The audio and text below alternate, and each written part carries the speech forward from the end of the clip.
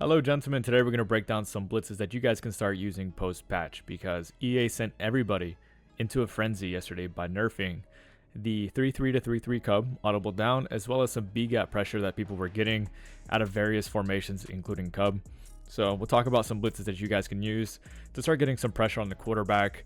These aren't, the most game-breaking blitzes of all time, but they are definitely serviceable and you guys can make adjustments out of these formations. So let's go ahead and get right into it. The first formation we're going to talk about is going to be dollar. Now this formation doesn't really need any kind of introduction. It's always good in some capacity. It has really good personnel, like speed everywhere. You can shoot shotgun runs, you can stop under center runs. You can contain formations like bunch, trip side end, tight slots. You have the right personnel and you're not going to get penalized for having this personnel out here. So $3.2, this is the defense I ran to start the year. I'm now in dime 1.4. But $3.2 is something that I got very comfortable in to start the year, and DB Fire 2 is going to be the play that we talk about. Now, as for the setup, it's super simple.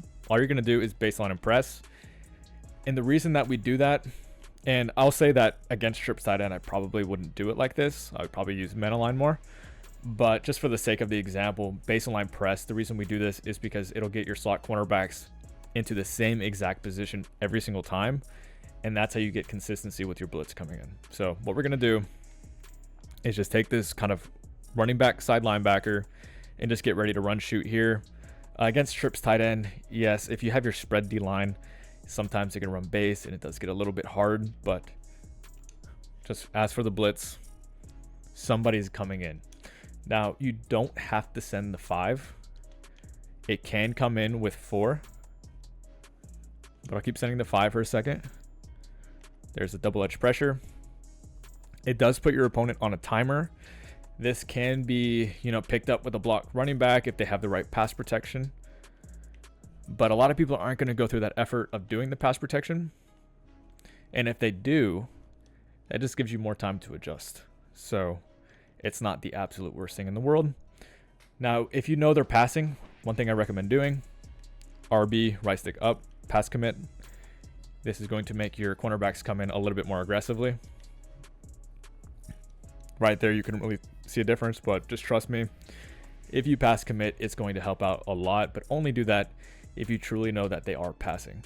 So there is one more thing I want to talk about with DB Fire 2, especially against like a formation like trips. If you base align and press, it's not always ideal because if you look at that outside cornerback, what you're going to see is that that outside receiver has kind of a free release to the outside because he's not lined up right over him. So if they call like a play like verticals, they have an outside release, they can just do something like this and get a massive gain. So if you're going to use baseline press against trips, you really have to kind of be ready for that. Any kind of good trips player is going to notice that misalignment and throw something like that. So what I would recommend doing is if you want to play the cover 2 shell, I would hit Y, A, X, left stick up and just back them off, and that's going to prevent that from happening. If you don't want to do that, you want to keep him pressed, I would recommend putting him in a third. And then maybe put like this guy in a middle third. And do something like this, right? So if you're going to send the 5-man pressure, this could be decent. Alternatively, you could drop one of the guys into coverage. One of the blitzing slot cornerbacks. So you could do like something more like this. Right there, the running back stayed in the block. But yeah, just kind of mix in sending 3, sending 4, and sending 5. And this defense is going to be quite good. The next defense we're going to talk about is going to be dime normal. Now, this is a formation that I think is going to gain a lot of traction post-patch. It's not any better now than it was before the patch. But the reason that I think it's viable is because of the way people are playing on offense. People are using tons of RPOs. And dime normal is kind of going to put a stop to that, in my opinion. So dime normal, what I'm going to do is talk about RPOs first, and then we'll talk about the blitz, which is going to be DB blitz 0. But for now, I'm just going to come out in like a stock defense like cover 1 just to show you what it does versus RPOs. So let's go ahead and call RPO zone alert bubble. All I'm going to do is pinch my defensive line. And then what you're going to see is that our defensive line is going to hold up and they're not going to get pancaked. And the reason for that is if you have a 4 defensive lineman set, they will not get pancaked if you send 4. Meanwhile, if you call like dollar, for instance, which will do cover 2 men, which is a send 4 defense, what you're going to see is we can get pancaked even though we're sending 4, which is the same amount as dime normal. So just like that, you see how my guy gets pancaked. Didn't really end up being a big deal, but you know, that's in my opinion a big deal in regards to defending RPOs. Like if your defensive line holds up and we can man up like the bubble, for instance, then that's how you stop these RPOs, like these gimmick plays, very easily. So that's the number one reason why I think dime normal is going to be pretty good moving forward. Now, as for the blitz, all we're going to do is call DB blitz 0, and it's a super simple setup. All we're going to do is we're going to press, we're going to pinch our defensive line, and then you can optionally like move like this guy a little bit closer if you want. Just kind of depends on whatever formation you're facing. And you don't have to use contain. I think contain actually makes the blitz come in a little bit less. But what you're going to see is we oftentimes will get double edge heat, and it's going to be really good because if they block the running back, one of them is probably going to come in, unless maybe they have labbed up pass protection. So let's go ahead and do it again. You can hover if you want to. It's kind of up to you. But I'll block the running back now. Try to get one of these guys free.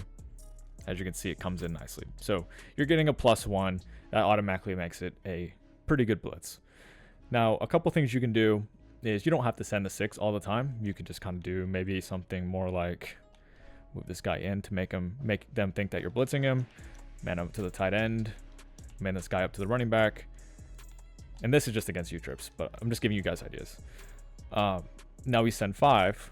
They send the running back out. It's still going to come in. We can help across the middle or something. You see that post got wide open. You know, that's kind of the risk with playing cover 0. But right now, in my opinion, you're probably better off playing cover 0 because it's really hard to play straight zone. I'd say straight zone is probably the worst thing you can play right now. And cover 0 is a little bit of a step up from that. And, you know, you just want to get pressure. You want to make your opponent uncomfortable. And he probably hasn't seen dime normal too much. But overall, I do think this is a solid defense. It's going to be really hard to tote on this as well because this pinch defensive line is going to hold up really nicely. I'll show you. Especially if you blitz these slot cornerbacks. If you keep both of them blitzing, if they call like a run play, oftentimes you can kind of just flow over and you're going to keep them to minimal gains. You're not going to be able to shoot them in the backfield all the time. But in my opinion, this pinch defensive line really prevents a lot of big runs. The next formation is going to be 3-4 odd. Now, this is a formation that gained a lot of traction previous to the patch, and I don't think it has changed much because it really has nothing to do with looping. So it kind of just comes in the same overall. And there is a way to get cornerbacks in at your middle linebacker positions by depth chart glitching. I'm not going to talk about that in this video because it's kind of elaborate. But if we get this video to 200 likes, I will show you guys how to depth chart glitch and get those cornerbacks in at middle linebacker. So what we're going to do is talk about pinch buck 0. And here's how I personally set it up. I press, spread my defensive line, pinch my linebackers, and contain. Yes, there's probably other setups out there where people do it a little bit differently. This is personally how I like to do it. But yeah, it's up to you how you guys want to do it. If you have somebody else who said do something else, you want to listen to them, go for it. I don't care. But what we're going to do is talk about the 6-man versus 5. Obviously, one's going to come in free. A lot of times it's actually going to be 2. And the good news about 2 coming free, like it just happened, is if they block the running back, oftentimes 1 is coming in free against that blocked running back. So do the same setup, press, split your defensive line, pinch your linebackers, contain, hover right here with your linebacker, block the running back this time. And even if it gets picked up, oftentimes what's going to happen is there's still going to be pressure in the quarterback's face, especially with the way they change these offensive linemen to drop. Like they just drop so far back. So like watch the center. You see how far back he drops? So he can't really step up. There's nowhere to really step up. We have contains on the outside. Our outside linebacker eventually does come free. Do it again. It's like right there, there's nowhere to step up. And the pressure's still pretty good. Like, yeah, it got picked up. And it didn't actually come in clean. But overall, again, 6v6, I do consider it pretty decent. It's like right there. Now, here's where it gets better, in my opinion. You don't have to send the 6. If you want to get 5 free versus 5, all you're going to do is same setup. but then drop your outside linebacker on the same side or on the opposite side of your blitzing linebacker. So your play should look like this, and this can come in clean just like that, just right up the A gap. If they send the running back out, that's going to come in a lot. And then I'll just run it a few more times just so you guys can see that it's going to be pretty consistent. I don't know if there's a way to block it with 5, like you do like some kind of slide or ID. 3-4 odd is not my base formation, so I'm unsure about that. But against an unblocked running back, it's oftentimes just going to come up the A gap. And I consider that pretty good. Anytime you can send 5 and get one clean, especially up the A gap where they can't even step up and we have, you know, contains on the outside. I need to remember that those are defensive linemen and not linebackers with my adjustments. Right there, it comes up very fast. And overall, I do think 3-4 odd is probably the best base formation. 4-3 even 6-1, in my opinion, took a hit with the patch. Some of you guys might prefer that formation. That's okay. If you guys do, go for it. But in my opinion, 3-4 odd is probably the better of the two, especially if you depth chart glitch. And then the last thing I want to mention is that my Vikings defense did not get patched. It is pretty much the same. So if you need a full scheme with coverages against the best formations in the game, just check out my Vikings defense on acemadden.com. It's mainly out of dime 1-4 right now, or really that's the only formation I talk about. And I'll just show you a quick little look at what it looks like. The reason I personally like this formation a lot is it's a nice combination between dollar and 3-3 cub, because if I pinch my defense, what you're going to see is these guys come in and then we have like a bear front with these two safeties where they can be safeties or linebackers right now, kind of playing these outside linebacker positions. But then we have these 2 slot cornerbacks. So we have this really nice mugged look, which we can get some really good pressure out of this. I'm not going to talk about the setup because, you know, out of respect for the people who actually are members on the site. But it's a good playbook. I like the playbook a lot. We have the dime 1-4. We also have 3-4 odd, 4-3 even 6-1, 3-3 cub, not that good anymore, so probably not worth using. But double mug, and then we have dime 2-3 Sam, which is very much like dollar. We have the DB Fire 2 that we talked about earlier in the video, and it's pretty much the same, just baseline press. This one's going to come in very similar to the dollar one. It's basically the same thing. The only downside with dime 2-3 is that you can't really pinch your defensive line like you can with dollar, and that is definitely a con because it's harder to stop the run out of it. But as far as getting pressure and the play selection, it's basically the same thing.